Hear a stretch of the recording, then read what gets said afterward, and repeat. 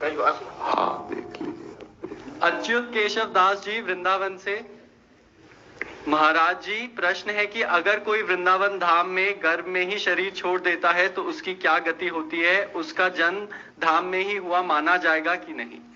क्योंकि जो गर्भ धारण करने वाला है वो धाम में है ना, इसलिए वो जीव अपने कर्म संस्कार को पूरा करने आया था, और अब वो धाम की सीमा के अंतर्गत जो गर्भ धारण की हुई माँ है तो वो भी तो धाम में है ना, इसलिए इस रेणु पर मरने का जो प्रभाव होता है उस गर्भस्थ शिशु को प्राप्त होगा, क्योंकि उसका केवल उतना ही कर्म था, माँ के गर्भ में आना और फिर उस शरीर को छोड़ देना। तो वो निश्चित भगवत कृपा पात्र जीव है जो धामवासी के गर्भ में आके अपना कर्म पूरा करके भगवत धाम जाएगा, इसमें मुझे कोई संशय नहीं।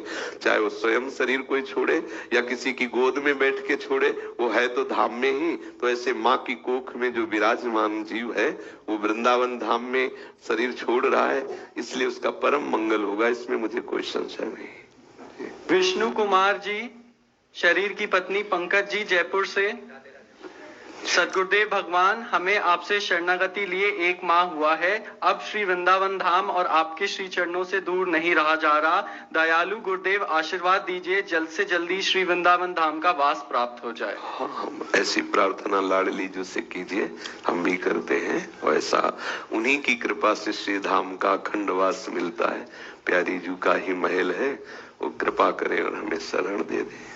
आगे ये कह रहे हैं कि एकादशी का उपवास कर रहे हैं, अब हम सिर्फ आपकी शरण में हैं, आगे के लिए आज्ञा दीजिए। हाँ, तो आप उद्यापन कर दीजिए श्री राधा वल्लभ जी में भोग लगा के बांट करके, और मन सहित 5 ज्ञानेंद्रियां और 5 कर्मेंद्रियां प्रिया प्रीतम के चरणों में समर्पित कर दीजिए। संपूर्ण एकादशी का स्वरूप प्रकाशित हो गया।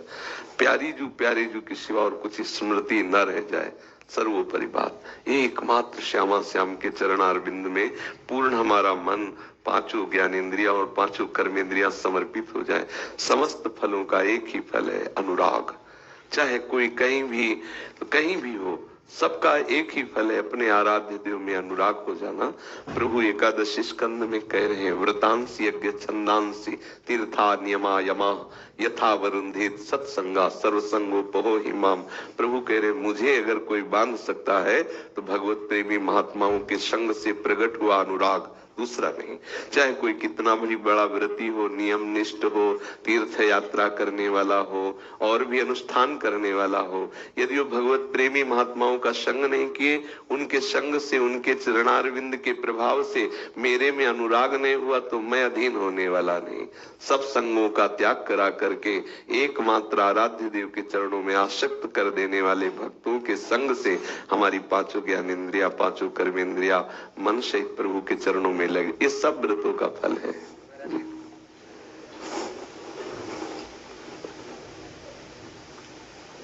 राधे महाराज जी, आपकी कृपा से लाडली जो अर्थ के लिए भेजते हैं, तो वहाँ हम यंत्र के माध्यम से श्री चरिता जी सुनते भी हैं और श्रवण भी करते हैं। क्या हम कर सकते हैं महाराज? हाँ, बिल्कुल कर सकते हैं, बिल्कुल कर सकते हैं। इंदु जी,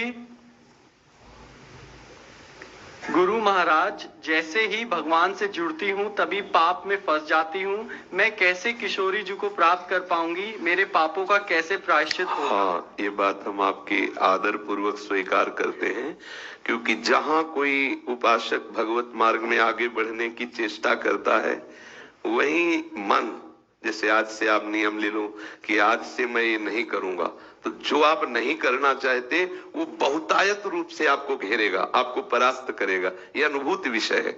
जिस विषय में आप कहोगे कि आज से मैं नहीं करूंगा, वही विषय आपको रौंदने की चेष्टा करेगा, पर रौंद उसी को पाता है जिसे गुरु कृपा नहीं है, जिसने आचार्य चरणों का आश्रय नहीं लिया, जिसने गुरु वचनों का पालन नहीं किया। नहीं तो उसके हृदय में इसी समय गुरु कृपा शक्ति, गुरु के वचन उसको बचाते, उसे खींच करके बाहर करते।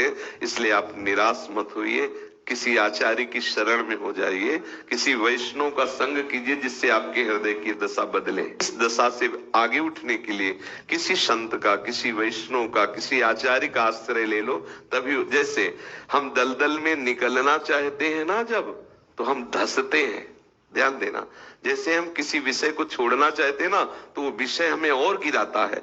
जैसे हम दलदल में निकलना चाहते हैं ना, वो दलदल हमें और धसाता है। यदि कोई निकला हुआ हाथ पकड़ ले, फिर हम निकलने की चेष्टा करें तो झटके में बाहर आ जाएंगे।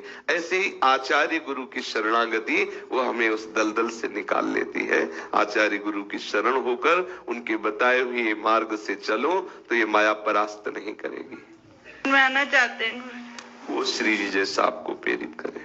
दंपति शरण जी, महाराज जी के श्री चरणों में कोटि कोटि प्रणाम। महाराज जी, 42 लीला का एक पद सहज स्वभाव पर्यो नवल किशोरी जी को, इस पद में राशि तथा एक साथ 3 बार धन्य शब्द आए हैं, इनमें आपके क्या भाव हैं, सो कृपा करके बता दीजिए। आपके क्या भाव उसमें लगे?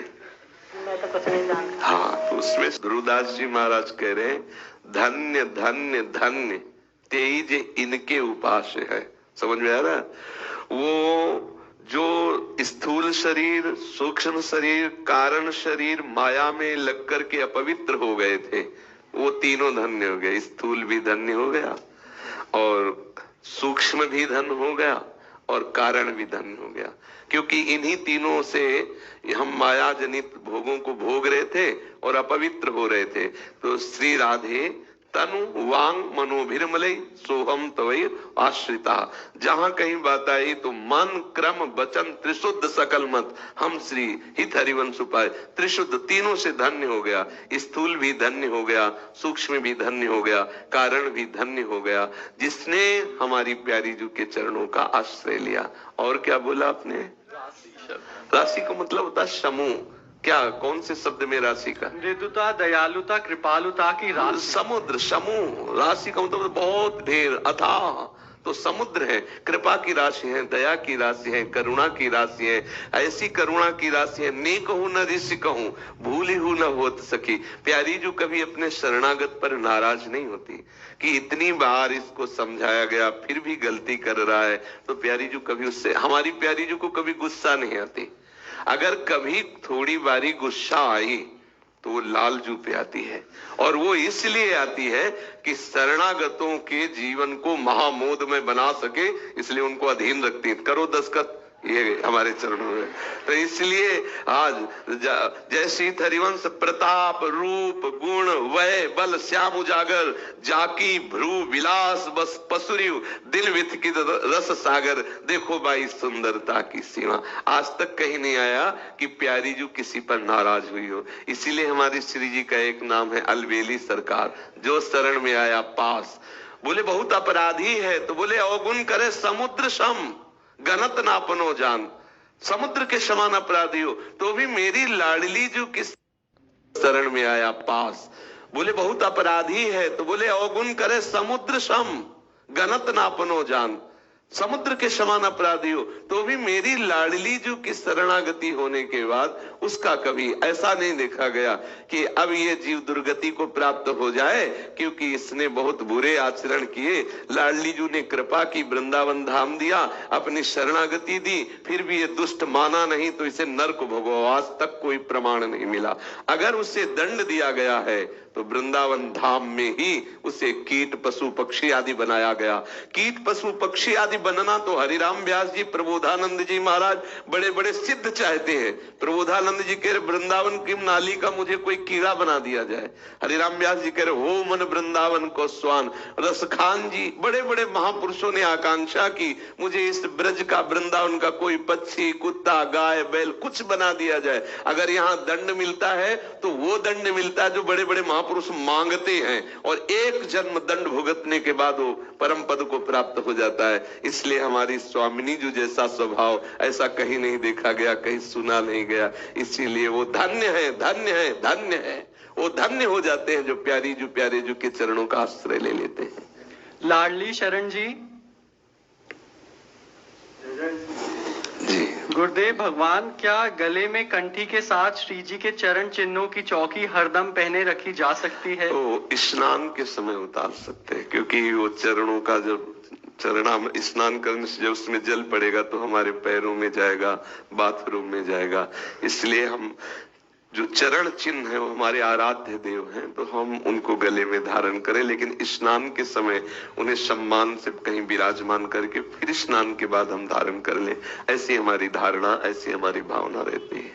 आगे ये कह रहे हैं, क्या निज मंत्र जप करते वक्त चतुरासी जी के पद चलने लग जाते हैं तो कोई त्रुटि तो नहीं? एक ही है, निज मंत्र और चतुरासी जी एक ही है जी। इसके बाद ये कह रहे हैं, क्या मनुष्य जीवन में ही भगवत प्राप्ति हो सकती है? तो गज व धुंधकारी प्रेत योनि को प्राप्त थे तो उनका कैसे कल्याण? देखो, ये वो स्वयं साधन नहीं कर रहे हैं। जैसे धुंधकारी जी को भगवत प्राप्ति हुई तो गोकर्ण जी की कृपा से हुई। भक्त चाहे तो किसी को भी भगवत प्राप्ति करा सकता है, भक्ति की महिमा है। भक्त चाहे तो किसी को भी भगवत की, खग मृग पशु पंछी किसी, ये उस योनि का प्रताप नहीं है कि भगवत प्राप्ति कर लिया, ये उस भक्त का प्रताप है कि जैसे धुंधकारी को भगवत प्राप्ति हुई तो गोकर्ण जी की कृपा से, गोकर्ण जी के प्रयास से, गोकर्ण जी की उपासना से गोकर्ण जी व्यथित हो गए।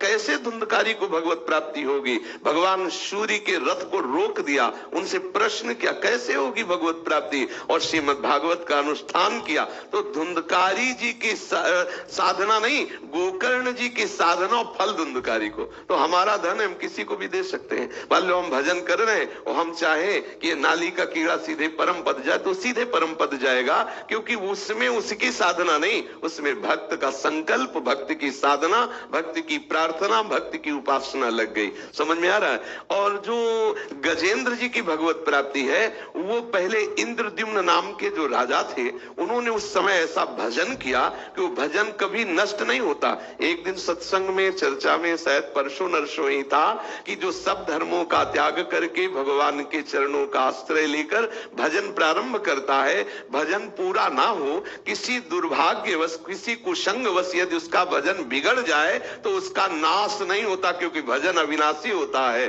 और उसी का प्रताप उदय हुआ। श्री अगस्त जी ने देखा कि ये बिना किसी को गुरु रूप में वर्ण किए, ना किसी ब्रह्म ऋषि की आज्ञा हुई, और ये राजपद को त्याग करके तपस्या का मतलब भाव कर रहा है, तो उन्होंने थोड़ा आवेश में आकर के ढोंग क्यों करता है? यदि किसी ऋषि की आज्ञा हुई होती या तुझे गुरु की आज्ञा हुई होती तब तू ऐसा करता। तू राजा है, तेरा कर्तव्य है राज्य पालन करना। हाथी जैसा बैठा है, ना उठ के प्रणाम किया ना, तो उन्होंने साप दे दिया जा हाथी की। पर वो सच्चे हृदय से भगवान का भजन कर रहा था, तो हाथी की योनि का पूरा प्रभाव उसके ऊपर आया।